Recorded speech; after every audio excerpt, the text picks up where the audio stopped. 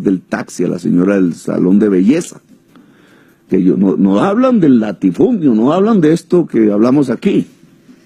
No, hablan es del señor taxista, del señor que tiene su negocito en cualquier barrio de Bogotá o de Medellín. Es una mentira, pero esa es su estrategia. Ellos saben que si esa mentira es captada, ganan. Su estrategia es la mentira. A mí me toca ¿La suya no es la demagogia? Ya, sí, pero ya, a ver, si usted, Darío, me puede probar que la reforma pensional que propuse no le entrega al Estado colombiano 13 billones de pesos para financiar la educación superior que propongo, me puede decir demagogo. Pero primero tiene que demostrármelo. Sí, pero mire, es que usted está pensando en la fuga de capitales, si usted no me puede, en la desinversión. Y le iba a responder el tema de la fuga de capitales. Cuando yo llegué a la alcaldía, ¿la inversión extranjera en la ciudad de Bogotá aumentó o disminuyó? Por la economía general del país también. ¿Aumentó o disminuyó? Y no lo conocían y se conocían a fondo sus propuestas. Otro es el Petro. Al contrario, aumentó.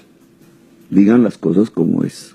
Las calificadoras de riesgo internacional, esas que ustedes publican aquí de vez en vez, aumentaron la calificación, es decir, disminuyeron el riesgo de inversión en Bogotá mientras yo fui alcalde, o al revés.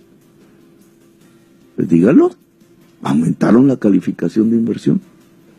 Porque no solamente aumentó el volumen, sino que las calificadoras de riesgo... Hay pánico con usted en ciertos sectores. No, señor, no hay pánico. Y la demostración de eso, y deje de decir mentiras, Darío. Disculpe. No, señor, son maneras de ver las cosas.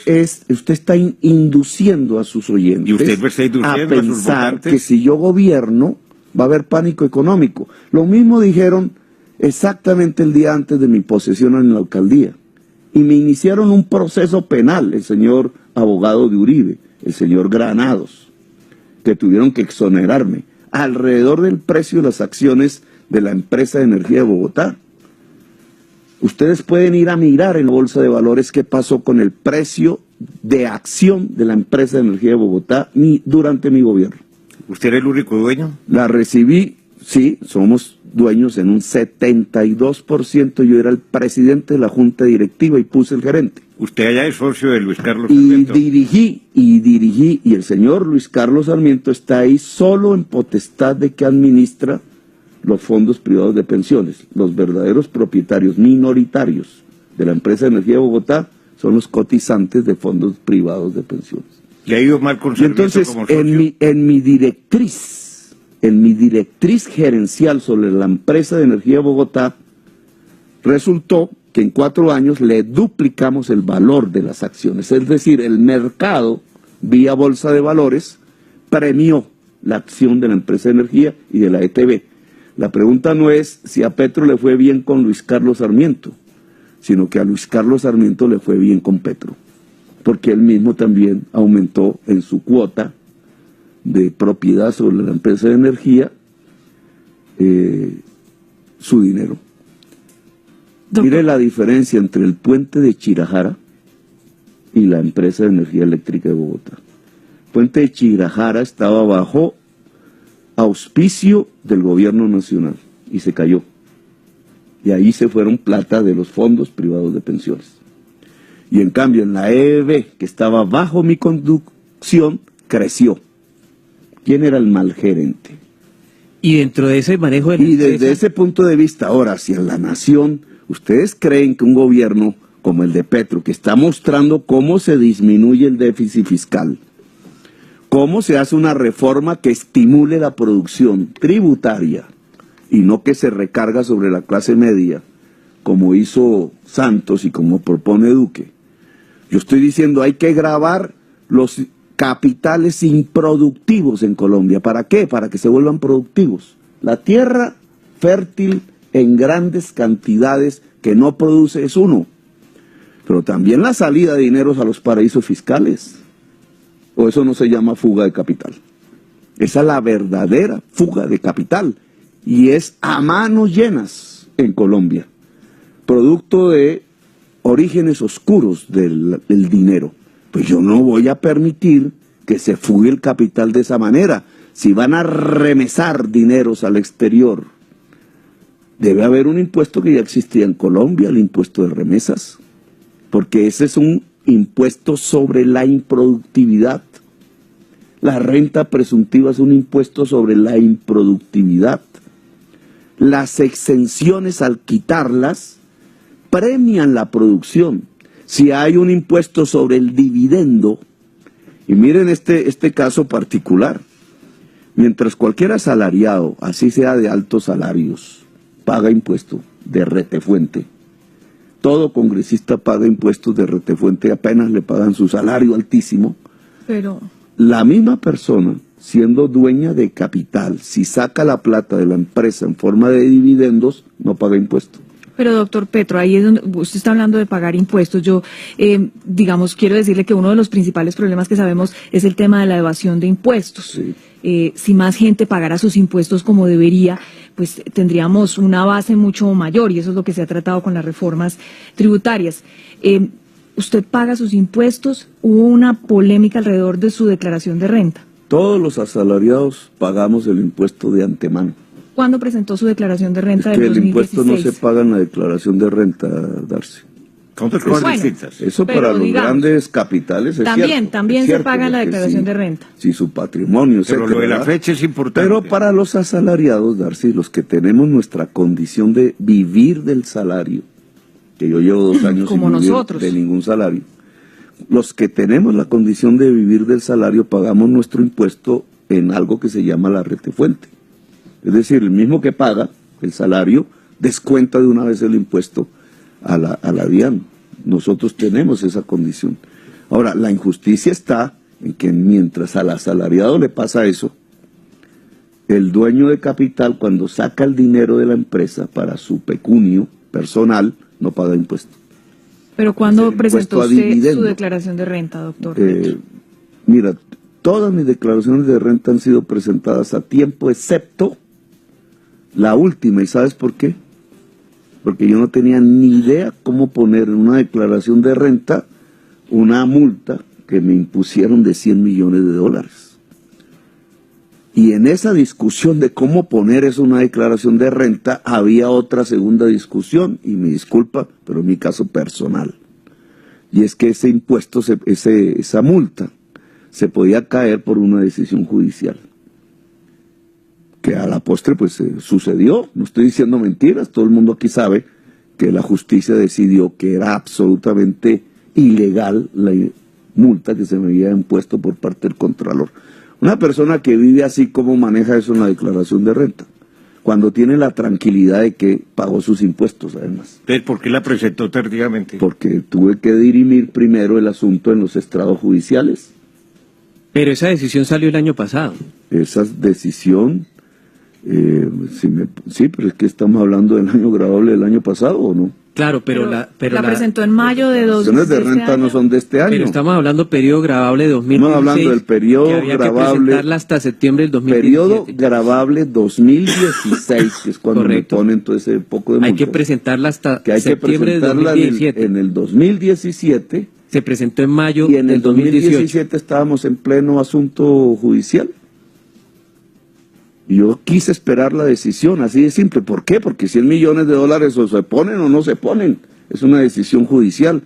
No se ponen como ganancia mía. Es que era al contrario, es que era una multa contra mí. Entonces no estaba en ninguna tarea de evasión. Yo no soy de los que mandan capitales a los paraísos fiscales. Doctor Yo Petro, vivo de mi salario. Y todas las cosas que tengo solo son producto de mi salario. No me he robado un peso y mis impuestos fueron pagados de antemano, como todo asalariado colombiano, vía RTF. me dice su asesor que se tiene que ir ya, Pero, que tiene una entrevista en El Espectador, lleva ahora 32 minutos. Ay, Darío, pero entonces, como usted me había llamado demagogo, entonces le dije No, que no, me no, demostrara. no, eso son Él está muy apreciaciones. amañado. Son apreciaciones. Pero imagínense si no. No hablamos de la salud, pero lo dejamos. Un hilo Que con azúcar eso la dejamos si Colombia, usted que llega a las 3 de ser la mañana. presidente. No, Si llega a vamos ser a ser presidente. presidente. Ya les mostré cómo las encuestas van marcando que no le respondí al final, que es cierto, porque sí depende, usted tiene toda la razón. Esperemos las encuestas Todo que va a depender de salen, ya salió una la hoy actitud política y otra del sale Estado. el Han próximo salido dos, viernes, Thiago. ya han salido dos, y otra sale de aquí al viernes, El jueves de aquí sale- al domingo. El jueves sale otra que quiero que publique. Con mucho gusto, ¿Quién- y el quién es viernes el- sale otra que quiero una que vea. pregunta? La única que no es de los medios de comunicación. ¿Cuál es? De las que ¿Cuál? conozco. De las que conozco hay, bueno, cada medio tiene su Bolguevo. Ayer salió su Jan alianza, Haas. ¿no? Esa alianza. Pero hay una que es independiente y fue la que atinó, que es la del CELAC. Doctor Petro, ¿qué hay de Mocus? Sáqueme de esa curiosidad. Ayer hablé con Ángela Robledo en una conversación pública y ella recordó lo cercana que ha sido a Mocus y ha dicho, estamos pendientes de la decisión de Mocus. ¿Usted sabe algo? Si el profesor Mocus Ahí- lo va a acompañar a usted, si va a votar en blanco, ¿qué Claudia López. pistas hay sobre Mocus? Yo quería acabar de contestarle la propuesta que yo hago. Le había dicho que al estrato 3 le dicen que lo voy a expropiar, ¿cierto? Y esa es su temor. Y no dije que proponíamos nosotros para el estrato 3, adicional al tema de la educación superior gratuita, que sería una gran ventaja. Disminuir los costos financieros, bancarios, vía quitar el Costos o gota a gota, intereses. que es en Colombia, es millones de colombianos o juzgado un crédito usurero de la mafia, pero también disminuir los costos financieros de la banca privada vía competencia con una banca pública. Y esa reducción de costos financieros es lo que puede asegurar el crecimiento de la clase media y evitar su caída hacia la pobreza, que es lo que llamamos la vulnerabilidad. Pero voy al... me decías que era... Mocus. Mocus. La Yo pregunta- la verdad no he hablado con él. Me pareció lamentable la incapacidad de construir un gran bloque histórico en Colombia, de parte de todas estas figuras que han dicho que es blanco, empezando por Fajardo. Lamentable, ¿por qué? Porque es una oportunidad histórica, porque no se va a repetir en 4 años. En 4 años tenemos dictadura en Colombia. ¿Por qué? Tanto, perpetuación del poder, porque controlan las 3 ramas del poder público. Esa es la definición de dictadura. Usted puso en su Twitter una imagen de un tarjetón en el que detrás del voto en blanco está el rostro de Álvaro Uribe. Yo no lo puse, pero sí hay... o lo retuiteó, que o hay anda por ahí. gente que se pone en esa. Pero ¿Usted cree que realmente yo sí estoy eso es el voto en efecto? blanco es instrumento que puede servir para diversos objetivos. Cuando habían candidatos únicos paramilitares, en el Cesar, en el Magdalena, el voto en blanco era el mecanismo, porque no había por quién escoger. Hoy, el voto en blanco elige a Duque, y lo ve usted en las encuestas. Solo sume Blanco y Petro y ya no es Duque el presidente. Pero no es cercenarle un derecho fundamental a la gente que No, quiere nadie abstenerse. está hablando de cercenar, estamos hablando de, Abstención de pasiva, selección, que estamos está hablando de reconocido que por la el Constitución del voto 91. en blanco termina ayudando a Duque. Eso no se llama cercenar, eso se llama saber cuáles son las actitudes Depende políticas. cómo se diga. Entonces, el voto en blanco lleva a la victoria de Duque. Y los líderes, porque ese es el tema fundamental, que siendo la expresión de ciudadanías libres, ¿Se refiere a Fajardo, a la calle? al no concurrir a un gran bloque histórico, les pueden estar propiciando es la caída del país en una dictadura. Y serán perjudicados no solo Petro es el que menos quizás sea perjudicado. No solo ellos, en primer lugar, sino la sociedad colombiana. Entonces, mi invitación es a decidir. Claro, alguien podría decir, es que el voto en blanco se puede ir a Duque. Yo estoy convencido que el voto en blanco se va a Petro y que ganamos. Y que si ganamos, cambiamos a Colombia. Y no en sentido dictatorial ni demagógico, en el sentido de la revolución en marcha de Alfonso López Pumarejo, en el sentido de la Constitución del 91, que por primera vez tendría un gobierno para aplicarla, queriéndola, en el sentido de construir una democracia plena que significa una sociedad de derechos y libertades. Muchas gracias, doctor Gustavo Petro. La próxima semana estará aquí, también de cuerpo presente, el mismo tiempo que estuvo Gustavo Petro, Iván Duque. Son las 9:10.